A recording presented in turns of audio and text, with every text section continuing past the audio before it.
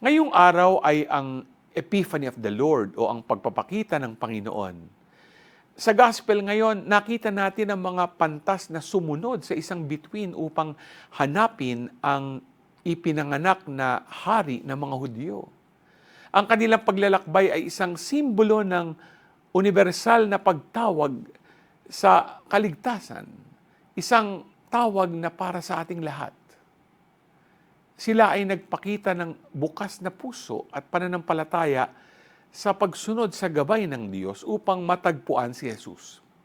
Ang kanilang halimbawa ay nagpapaalala sa atin na ang Diyos ay patuloy na tumatawag sa atin sa mas malalim na pananampalataya at pakikipag-ugnayan sa Kanya. Maaari siyang magbigay ng mga tanda, pagkakataon o mga tao na maghahatid sa atin palapit sa Kanya. Kaya hinahamon tayo ngayon na maging bukas sa mga paraan kung paano tayo tinatawag ng Diyos.